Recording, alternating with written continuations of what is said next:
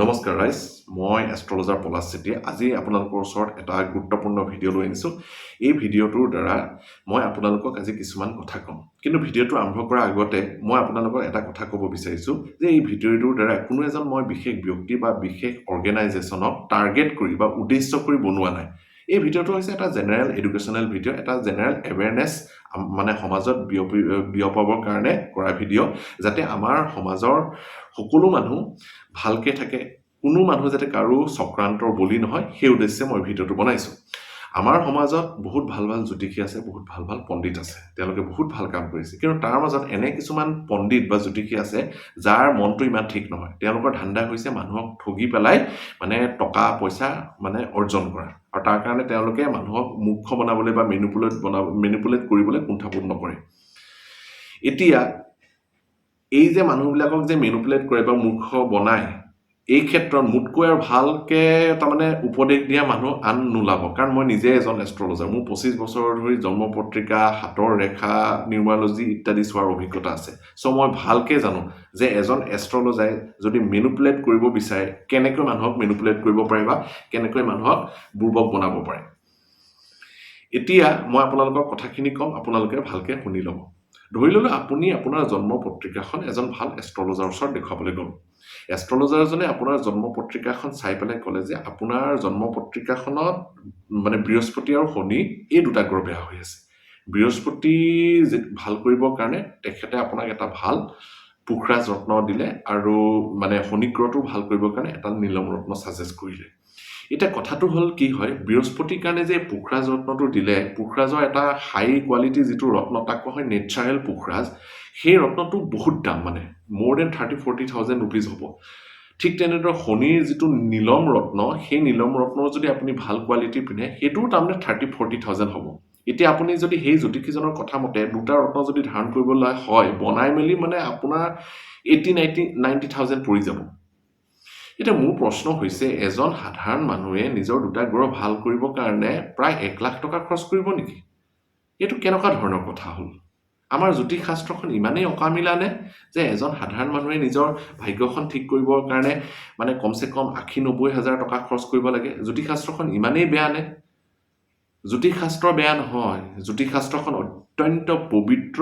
আৰু বহুত এখন ভাল শাস্ত্ৰ হয় এই মানুহবিলাক বেয়া মই সকলোৰে কথা কোৱা নাই এই কিছুমান এই ভণ্ড পণ্ডিত ভণ্ড জ্যোতিষীৰ কাৰণে আমাৰ এই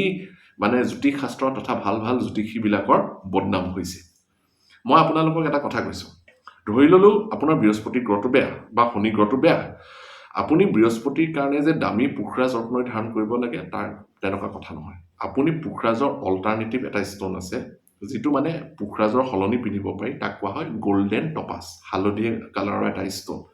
যদি আপোনাৰ বৃহস্পতি বেয়া হয় পুখৰাজ ৰত্ন ধাৰণ নকৰিলেও হ'ব হেতু ৰত্ন ধাৰণ কৰিব পাৰে ঠিক তেনেদৰে শনি বেয়া হলে নীলম ৰত্ন এটা অল্টাৰনেটিভ ষ্টন আছে যাক কোৱা হয় এমিথিছ এই এমিথিছটো ধাৰণ কৰিব পাৰে এটা গোল্ডেন টপাজৰ দাম 4-5,000 টকা এটা এমিথিছৰ দামও সেই 4-5,000 টকাত আহি যাব মানে অল টোটাল আপুনি দুটা ৰত্ন যদি ধাৰণ কৰে বনাই মেলি কমসে কম 10-11,000 টকাৰ ভিতৰত হৈ যাব এতিয়া মন কৰিব এই ক্ষেত্ৰত আপুনি যদি এই কথাখিনি জানেও আৰু যদি জ্যোতিষীসকলক কৈও সেই তেনেকুৱা ভণ্ড জ্যোতিষীসকলে তেওঁলোকে ইমান স্মাৰ্টলি আপোনালোকক কথাবোৰ ক'ব নহয় আপোনালোক ভুল গুচি যাব তেওঁলোকে কি ক'ব আপুনি যদি কয় যে পুখৰাজ আৰু নীলমটো দামী ৰত্ন আন কম দামী কিবা ৰত্ন আছে নেকি তেওঁলোকে খুব স্মাৰ্টলি ক'ব যে কম দামী ৰত্ন পিন্ধিলে কিন্তু কাম নিদিব একদম অৰিজিনেল আৰু এক্সপেন্সিভ ৰত্নহে একদম আপোনাৰ জন্ম পত্ৰিকাৰ মতে কাম দিব এইবোৰ দামী ৰত্নৰ কথাই বেলেগ একদম খুব ষ্টাইলত ক'ব হেতুৱে হৈছে এক নম্বৰ স্কেম তাহাতৰ হাতত অন্য একো অস্ত্ৰ নাই তাহাতৰ অকল একেকিটা ডায়লগে দামী পিন্ধিলেহে কাম কৰিব টোটেল মিছা কথা 200% মিছা কথা মই আপোনালোকক এটা কথা কৈছো আমাৰ জ্যোতিষ যিখন শাস্ত্ৰই সেই জ্যোতিষ শাস্ত্ৰখনে স্বয়ং কৈছে যে এজন মানুহৰ যদি শনি গ্ৰহ বেয়া হৈ থাকে তেওঁ নীলম ধাৰণ কৰিব পাৰে কিন্তু এই একেখন জ্যোতিষ শাস্ত্ৰই কৈছে যদি শনি গ্ৰহ বেয়া হৈ থাকে তাৰ কাৰণে এমিথিছ ৰত্ন ধাৰণ কৰিব পাৰে আৰু যদি বৃহস্পতি বেয়া হৈ থাকে তাৰ পুখৰাজৰ হলনি গোল্ডেন টপাস ৰত্ন ধাৰণ কৰিব পাৰে এটা আজি মই আপোনালোকক এটা একদম খুব ডাঙৰ নলেজ এটা আপোনালোকক দি দিছোঁ, পাৰিলে ডাইৰেক্ট লিখি দিব। ৰত্ন দামী হস্তীয়া বুলি কথা নহয়, কথাটো গম পাইছেনে?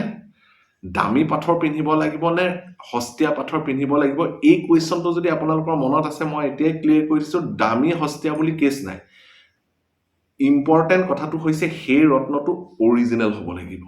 কথাটো গম পাইছেনে? আপুনি একেবাৰে শনিৰ নীলম আঙঠি, ডুপ্লিকেট নীলম আঙঠি এটা পিন্ধিছে। ডুপ্লিকেটবিলাকত কি কয় আমাৰ মানে এষ্ট্ৰলজি, সেইবিলাকত চিনথেটিক পাথৰ বুলি কয়, তাৰমানে আৰ্টিফিচিয়েল আপুনি নীলম এটা হৈছে, একো কাম নিদিয়ে আপোনাৰ, একো ডালেই কাম নিদিয়ে।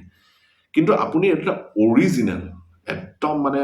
পিয়'ৰ আৰু অৰিজিনেল বোলে এমিথিছ ৰত্ন এটা পিন্ধিছে, ছুপাৰ কাম দিব আপোনাৰ।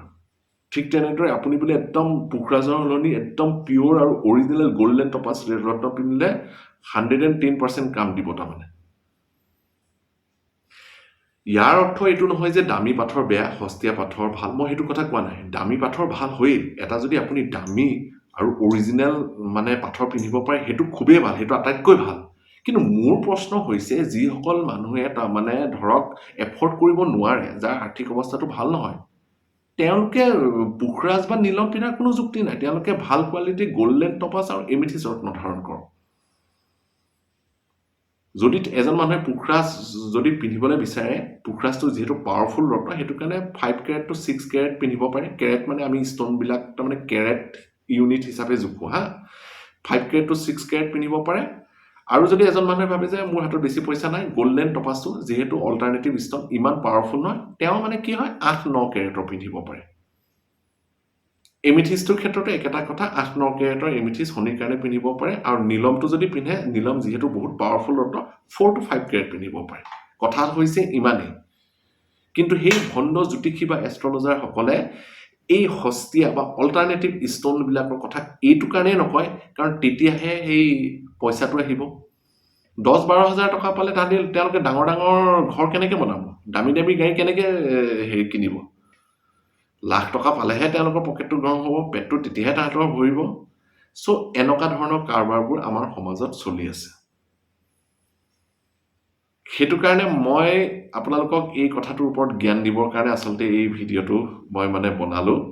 চ' আপোনালোকে সদায় তাৰমানে কথাবিলাক সদায় মানে অনুসন্ধান কৰি থাকিব।